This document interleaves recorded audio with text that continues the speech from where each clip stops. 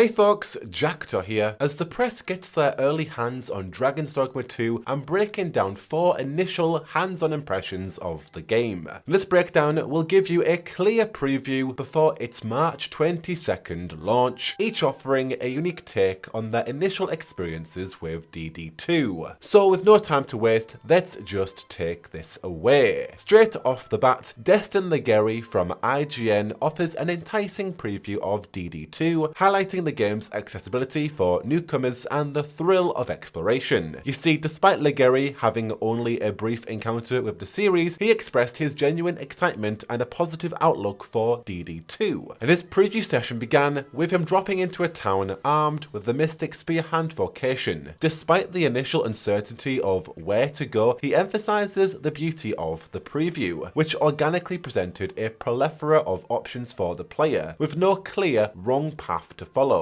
as the game seamlessly blends the main storyline with numerous side quests, creating a dynamic and open world experience. Legary's choice to deviate from the main questline showcases the game's engaging loop, where combat encounters and secrets abound, requiring players to constantly stay alert. And the Mystic Spearhand vocation, though he only briefly explored it, impressed him with spear-based combat and teleportation abilities. And the promise of additional abilities, as teased in the recent vocation trailer, sparked his own curiosity and eagerness to delve deeper into that combat style. However, one notable concern raised in his preview revolved around the uncapped frame rate on consoles, particularly on the PlayStation 5 build. Now, Legary was told that he was playing a version still in development, which then had an average frame rate of 31 frames per second and occasional dips during intense action scenes at a 4K resolution. However, despite this technical concern, the focus of the preview remains firmly on the enjoyable gameplay, making it quite difficult for Legary to dwell on this potential issue. And he once more reiterated that he was not playing the finished console build of the games. And thus, Legary's session concluded on a very high note, as he was navigating nighttime combat, encountering spirits, zombies, and monsters. And this all left a very positive, exciting impression for the full release of DD2, even without his own prior knowledge or experience with the original. Legary is thrilled to jump back on March 22nd. So very positive, high hopes from IGN right there. Following that up, we have Eurogamer's Lewis Parker, as he provided his early impressions of DD2, describing it as a thoughtful and refined iteration of the original game. Now, despite acknowledging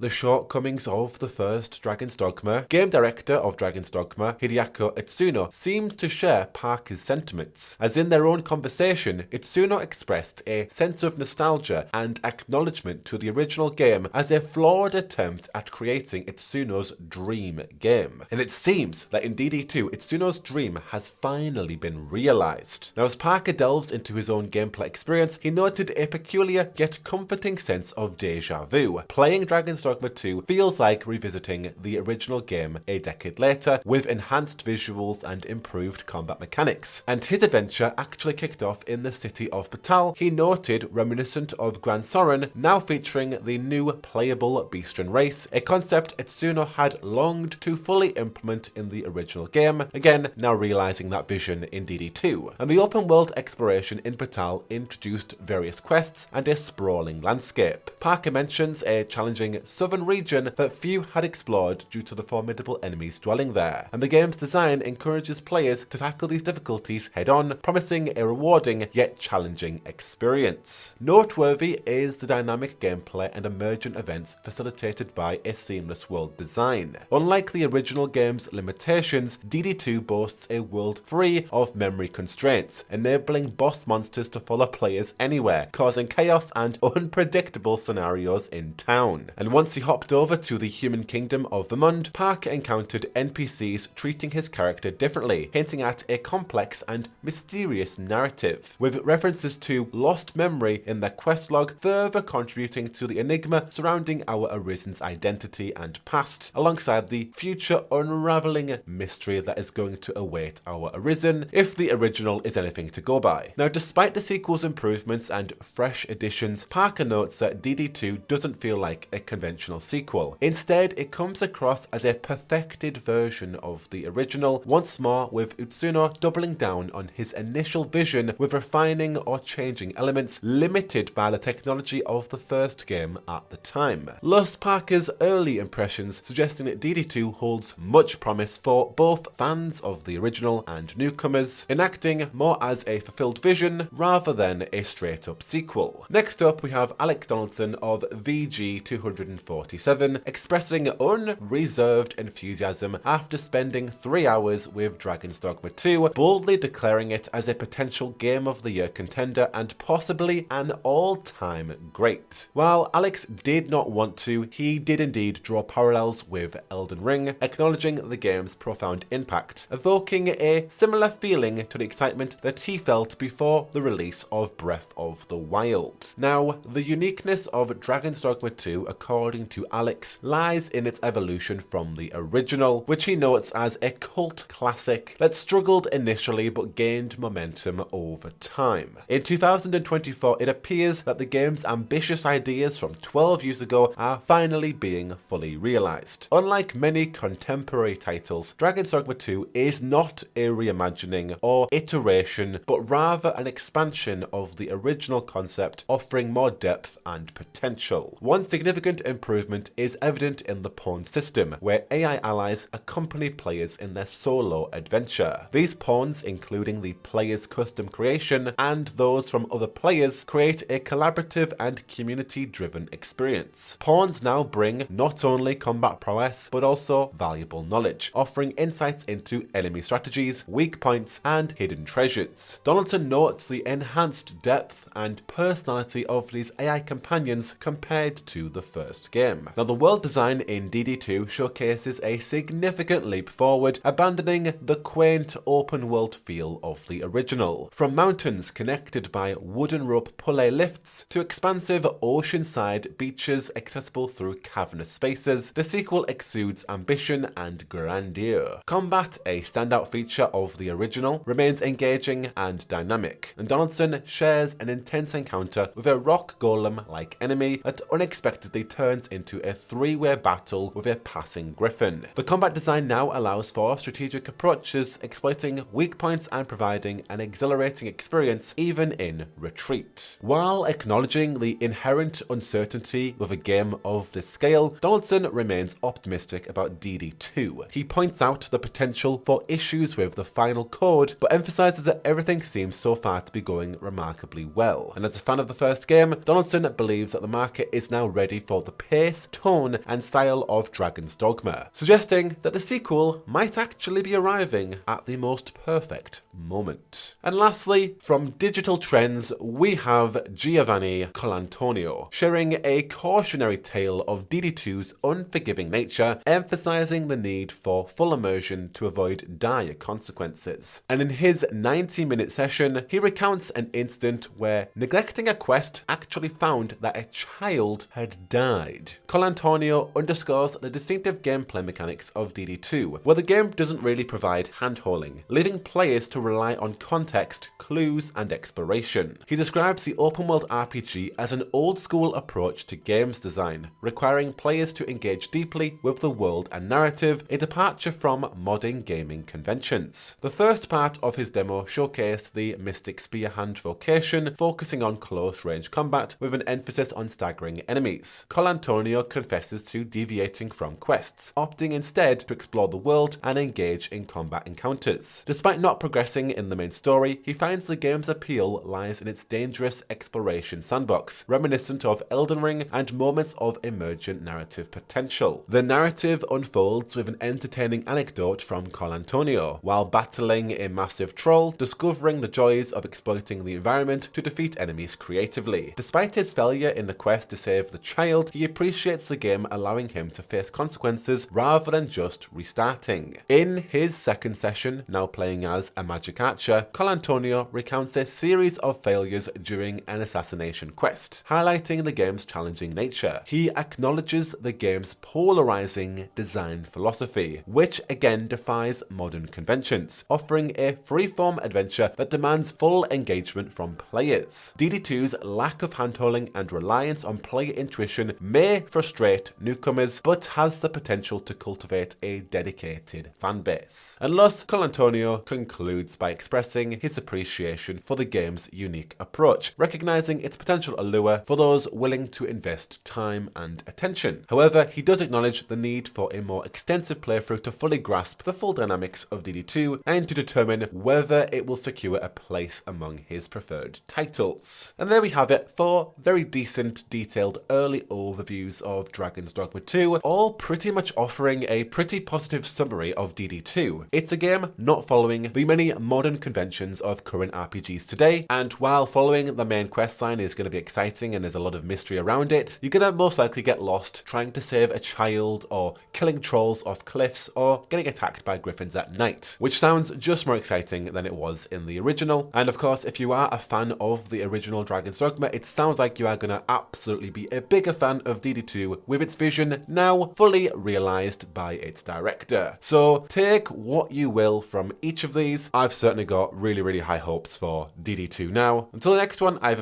been Jackdaw, but I should go. Whoa.